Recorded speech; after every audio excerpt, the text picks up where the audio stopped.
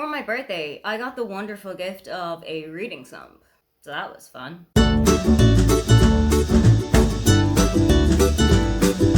Hi, welcome, come on in. My name is Aoife and today I am wrapping up everything that I read or tried to read in June of 2025. June is my birthday month, so I always hope a lot for it. I'm always hopeful that I'm going to have a really great reading month in terms of quality and quantity, but I don't necessarily know if that's the heights we reached this year. Across June 2025, I read 6 books and DNF'd a further 3 of them. Of the 6 books that I did read, 5 of those were geared towards an adult audience and the other one was written for YA readers. I read 1 physical book, 2 ebooks and 3 audiobooks. All of that totaled to 928 pages and 30 hours worth of audiobook listening. For the genres, I read 1 thriller, 1 contemporary book, 2 romance books and 2 non-fiction books. And in terms of the star ratings, 1 book got a 4.5 star rating, 1 book got a straight up 4 star, another 1 book got a 3.5 star rating, 1 book got a 3 star rating, and 2 books, which were non-fiction, didn't get any star rating at all. We'll start with the DNFs, and the first of those was Manslaughter Park by Tears of Price. I had kind of no expectations for this one. It's a retelling of Mansfield Park, one of Jane Austen's books, and I have never read Mansfield Park. I don't know anything about the plot, I don't know anything about the characters, I don't know anything about the situations in this book, so I wasn't entirely sure what I was going to be getting myself into. And I think that is what shot me in the foot. I know as well that Mansfield Park isn't a particularly popular Jane Austen book. I know it doesn't really have the popularity that Sense and Sensibility or Emma and Pride and Prejudice would have. But I went into it with very low expectations. I went into it just to see how I would enjoy it, and this did nothing for me. I think I gave it about 30 or so % before I just realised that this wasn't working for me. There were characters who had appeared in this book from Pride and Prejudice, such as Lizzie and Mr. Darcy, and I don't know if every Jane Austen book is set in the same universe, so I don't actually know if Lizzie and Mr. Darcy even turn up in Mansfield Park, but that felt a little bit too like trying to make it Austen Cinematic Universe, and that didn't work for me. Another DNF was Orbital by Samantha Parks. This had won the Booker Prize, maybe 2024, and I thought that would really draw me in, but it just did nothing for me. I think it's also as well because space travel isn't something that I've read a whole lot about, she says with atmosphere staring across the shoulder, but I just didn't enjoy this book. There was one thing that I really enjoyed, and it was the description of seeing planet Earth from so high up. There's a very, very small percentage of the world's population that are ever going to go to space, that are ever going to see the world from such a high altitude. That was a really interesting thing to read. How you could be flying over the plains of Africa, and then 30 seconds later you're looking out your window and you're on top of Japan. That was such an interesting thing to read. But the rest of it really did nothing for me. My last DNF was Priest by Sierra Simone, and I really wanted to like this one. I had been bigging it up in my head for months. I know some people who have really loved this one, but one of my in real life friends had read this maybe end of April, start of May, and she didn't love it. She said that the writing style was a little bit weird and that there wasn't really any plot to it. It was just sex scene after sex scene after sex scene. I went into it open-minded, and I felt exactly the same as she did. I felt like there was nothing really driving this book forward. It was all just fucking, and then fucking again, and then fucking again. And it also felt like the priest in this book, whose name I can barely even remember, Tyler. It felt like we were watching him as a 15-year-old who had just discovered masturbation and sex exists. He was the epitome of like a horny teenager who can't get his hand away from his dick. I had no interest in reading further on this when I realized that was the kind of mindset that we were reading on. And this one is going to go to my local library so that someone else can suffer through it. On to the books that I actually did read. The first book that I finished in June was My Best Friend's Honeymoon by Meryl Wisner. I had loved everything that I had read from Meryl so far, so I was completely head over heels with the idea of their new book. It is following Ginny and Elsie, who've been best friends since they were in high school, and now things have taken a slightly more adult turn. Elsie is planning a wedding, but her fiance Derek has taken it upon himself to plan everything. And there is nothing left for Elsie to have any input about. She starts freaking out and cancels the entire wedding, except for their honeymoon to the Dominican Republic. And she is going to bring Ginny along with her so that she can forget about everything that's happening and just relax for a week. This is made slightly more complicated by the fact that Ginny has had feelings for Elsie ever since the moment they laid eyes on her. And I felt like this was a really nice way for them to elaborate on their feelings for one another and figure out what that meant for them and for their relationship and their friendship. But this got from 0 to 60 within seconds. And I know that that is a stereotype for lesbian relationships, that what does a lesbian bring to their second date? A moving van. But I felt like this one was just really pedal to the metal. As soon as Ginny and Elsie start having sex, they basically do nothing else. Which I felt was a bit of a pity when you are on such a tropical paradise that you're spending all of your time in the room, in your bed. This is kind of typical for 23-year-olds. They have huge energy.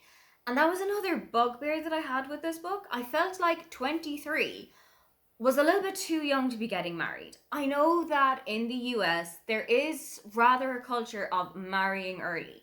That people will get engaged on graduation from college and will get married within like a year or 2 years of that. But over here in Europe, we tend to leave marriage until a little bit later in life. I know that the average age for a marriage in Ireland, for example, is 33 or 34. So I felt like for me, I was basically watching a child wedding happening. There was also a really weird conflict between Ginny and Elsie towards the end of this book. Previous to their going on holiday, Ginny had actually left her job for separate reasons outside of her and Elsie's friendship, and had kind of decided not to tell Elsie about this while they were on the honeymoon. Because this week was all about Elsie, there was a bigger focus that they needed to concentrate on. And when Elsie found out about this, she flips out. Which I don't really understand. I felt like it was completely fine and obvious why Ginny wouldn't have shared that information with her. I know that they were best friends. I know that they were the share everything with everyone situation.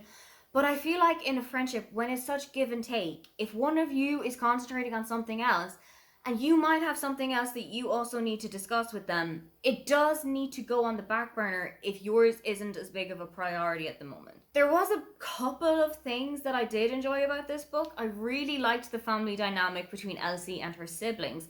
And I also really enjoyed that while she was so ingrained in her family's business, she didn't really have a big voice in it until we get to the end of the novel.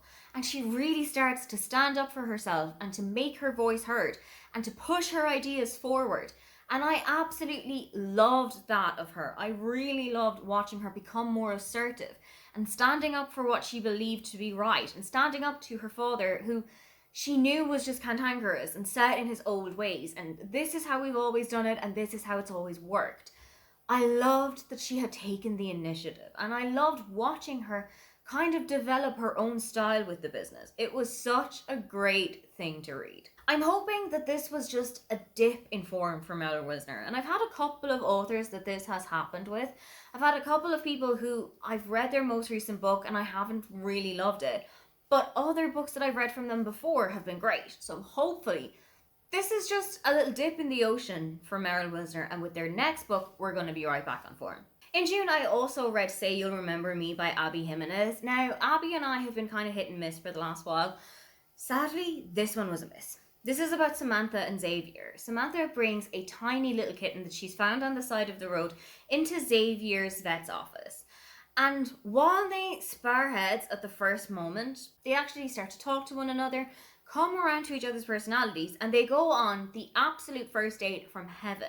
Everything goes according to plan. They go to like a puppy adoption drive and help out, then they go mini golfing, and then for some reason all of Xavier's friends turn up and they start drinking with them until like 4 a.m. The next day, Samantha hops on a flight and has to go back to California for family reasons.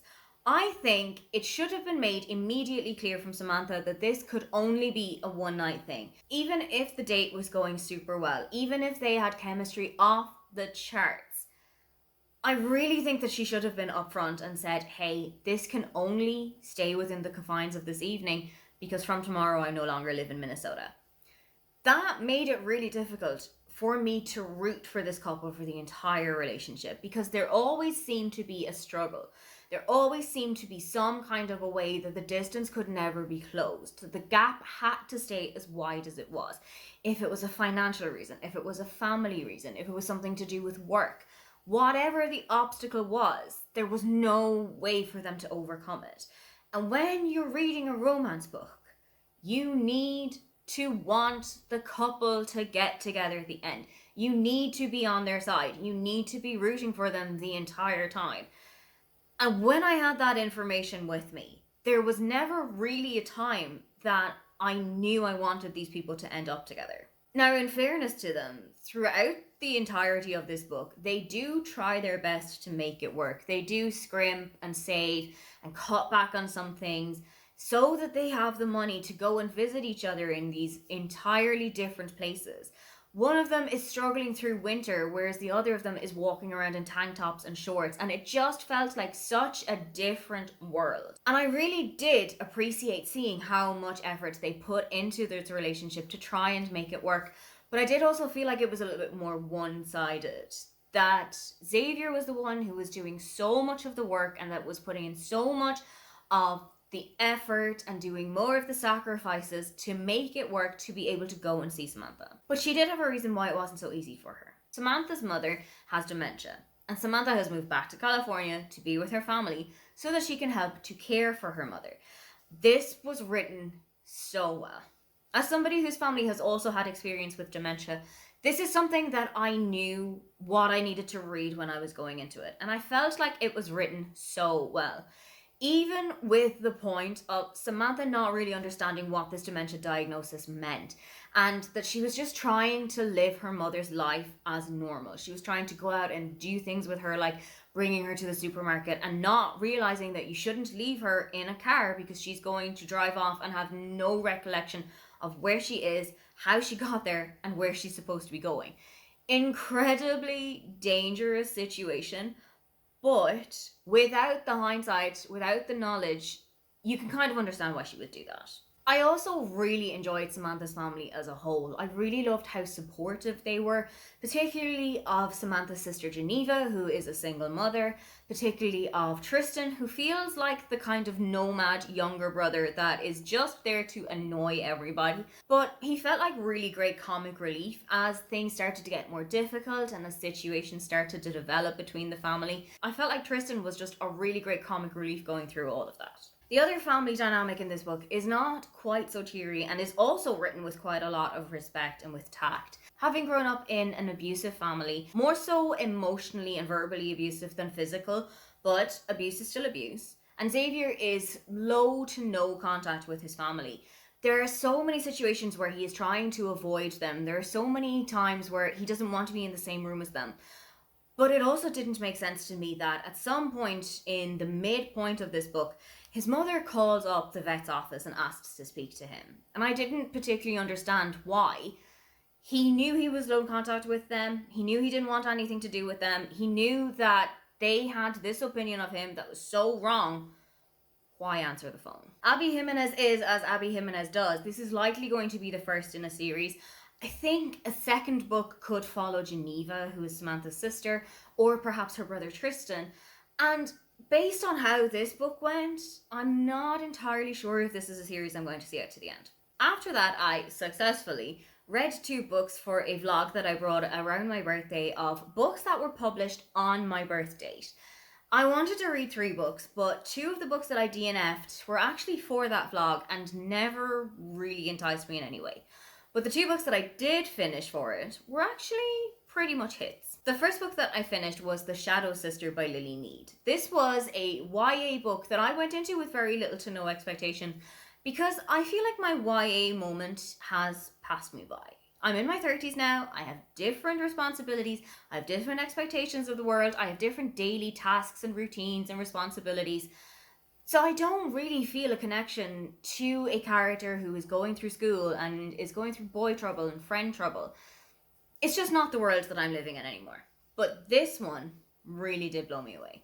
This is about Casey and Sutton, who are sisters and who are engaged in a huge battle about their grandmother's bracelet. Their grandmother has just passed away and has left the bracelet to the two of them, and it has caused a huge wedge between the two of them because they can't particularly decide who it is that is going to have the bracelet for what period of time. And I felt like this was such a specifically realistic thing for such a huge battle to start, because sisters in particular, but siblings, can get so territorial about their own stuff, particularly if there is a wider age gap between older and younger sibling. There's so much territorial arguments that happen about, this is mine, get your hands off of it, no, it's mine, I am taking this. It was so realistic. The problem arises when Sutton disappears one day, and Casey is pretty much convinced that her sister is never going to come back. Despite Sutton being one of the most popular girls in school and the captain of the cheerleading squad, she's also black, and she knows that people out there don't particularly care about black people's suffering. However, her parents go through as much as they can to bring Sutton back home, but when Sutton eventually is found and does return home, things are not as they seem. Casey is pretty sure that her sister is actually lying, that she can remember everything that's happened, that she can remember everyone in the room, because Sutton has shown that she can only remember one person, and that is Casey. There are a couple of other black girls who have disappeared in the area and nothing has ever happened with them, but any mention of it, and Casey is starting to look a little bit more into these stories. As the novel goes on, you start to meet a couple of people, and heckles will start to be raised and suspicions will start to come about as to, was this person involved in any of these missing cases? There was one person in particular that I felt was so caricaturely evil, it almost felt like it was too obvious for me to suspect them. But that is exactly where my finger should have gone to.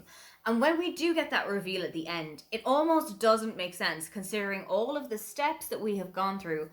But then, looking back at a couple of things, everything just added up. There's also a really great discussion between Casey and her dad, who is a historian researching some of the family's genealogy and some of the family history, about their family's origins, how they came to the US, the family's early life in the US as slaves, how they broke free, what happened after emancipation.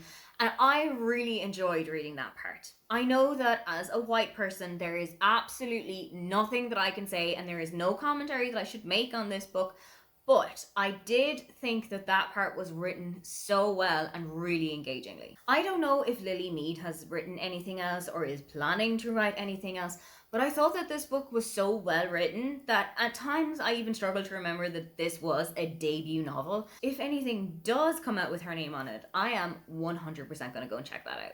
The second book that I read for that vlog feels a little bit like cheating because it wasn't a straight up new read for me. During the Amazing Readathon in 2023, I was on the yellow team, so we got extra points for reading books that had a yellow cover. And in that August, I read something like 38 books. So everything started to blur into one another round about August 10th. But I went back this year and read The 7-Year Slip by Ashley Poston, and it broke my heart all over again. This time, because I was reading it at my own pace and I wasn't trying to rush through it, I actually had the time to sit back and to really take it in and to enjoy it. This is following Clementine, who has just moved into her aunt's apartment. Her aunt has passed away about 6 months before the beginning of this book. Things are not quite what they seem about this apartment. It has a little bit of a magical touch to it, in that it can transport you back in time about 7 years.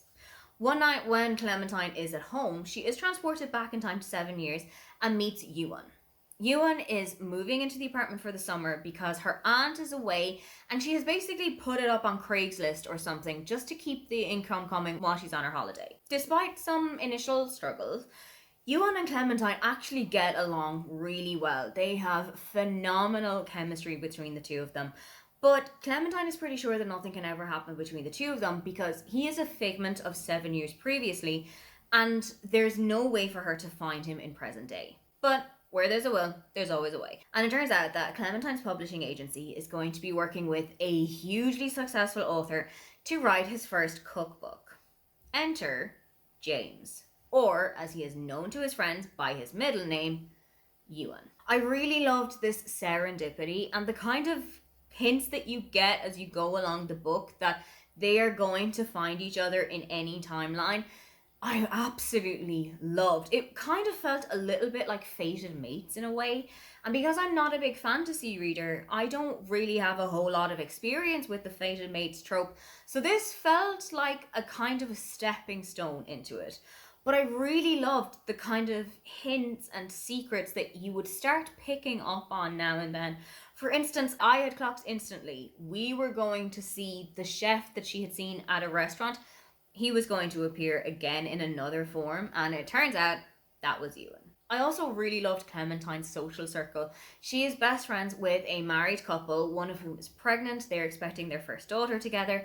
And I absolutely loved how tight knit all three of these women were. That they were so there for one another no matter what was happening. That they were there for Clementine throughout her grief. That they were both there for Fiona, obviously, when she was going through the ups and downs of pregnancy. That was such a great thing for me to read. I am a huge lover of female friendships and solid and strong female friendships in books, so this had that in droves. I also loved that we get a little bit of a look into what life was like for Clementine's aunt while she was living in the apartment and the relationships that she had set out together. As you discover in the future, there are a couple of pointers where everything starts to come together.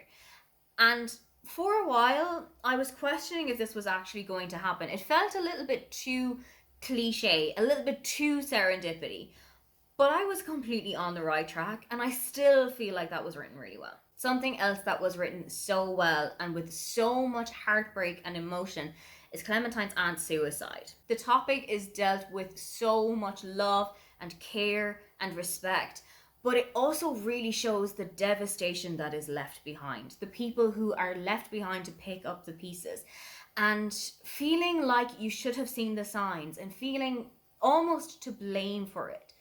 I felt like it was written so beautifully. It is such a tear-jerking book and it will rip your heart in pieces.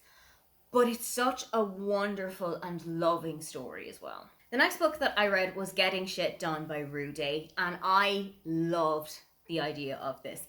I absolutely adore Rue's Instagram and TikTok, where she goes through cleaning tips. She does a Whiz Around Wednesday every week where she will set a 1 hour timer on her iPad and just get as much of the house cleaned as she possibly can, whether that is deep cleaning the kitchen or taking the dishwasher apart and cleaning every part of it, or hoovering, or just the little pieces that you need to do to make your house a little bit more presentable. It really has kicked me up the butt to get my own house in order too.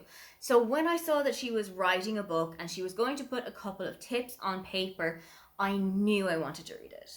I read this as an ebook, but I've seen so many people who recommend reading it as an audiobook because Rue puts her entire voice into it. Everything that I was reading, I had Rue's voice in my head the entire time when she was talking about Whiz Around Wednesdays, when she was talking about Scrub-a-Doodle-Doo. All of the phrases that she would have from her videos were embedded in this book. It could not have felt more like Rue if it tried. However, I also felt like some of the tips were a little bit basic. Some of the tips were a little bit repetitive and okay, I know how to do this, but I want to go a little bit deeper on it. That said, it did also go into the nitty-gritty of some stuff, like how to dismantle, clean, and put back together your dishwasher, or how to know when it's time to clean your washing machine, and if it is, how do you do it so that you don't break it? Those were really interesting. There was also a great list at the back of the book of books, songs, albums, TV shows, movies that Rue has personally enjoyed and things that everybody else should go and check out. So if I'm ever feeling a little bit bored or if I want to branch out into something else, I think that's where I'm going to go and look for inspiration. Finally, I ended the month on a high with Disney High by Ashley Spencer. This was such a great book for somebody who was practically raised by the Disney Channel because it goes into all of the shows, all of the actors, all of the DCOMs that we will have known and loved from our childhood. And it really does take a big look behind the curtains of what it was like to make it, how it was on set, how it has impacted the world. For example, the impact that High School Musical, just that one thing, has had on the entire media corporation that is the Disney Channel was massive. And I don't think that anybody had even seen that coming. The budget was really small, they didn't have a whole lot of expectations, the marketing budget was minuscule, but it exploded. And I really love how in depth this book went on every single piece that it was touching on. There were entire chapters dedicated to Even Stevens, to the Lizzie McGuire show, the Lizzie McGuire movie, That's So Raven, Hannah Montana, the Jonas Brothers, Demi Lovato. I am of a roughly similar age to quite a lot of the people that you would have seen on the Disney Channel. I was actually born in the same year as Miley Cyrus, as Demi Lovato, Selena Gomez, Nick Jonas. So there were quite a lot of my contemporaries on this channel. So seeing people who were of my similar age, whereas nowadays you could be watching a show with a teenager who's actually being played by a 95-year-old.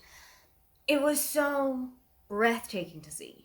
I listened to the audiobook of this, which was narrated by Lalaine, who played Miranda on the Lizzie McGuire show, and I thought that it was such an interesting thing to do because she would then have to rediscover and go back to an entire show that made her teenage years, but that there was a lot of tension on set as well, and would probably have had to relive all of that.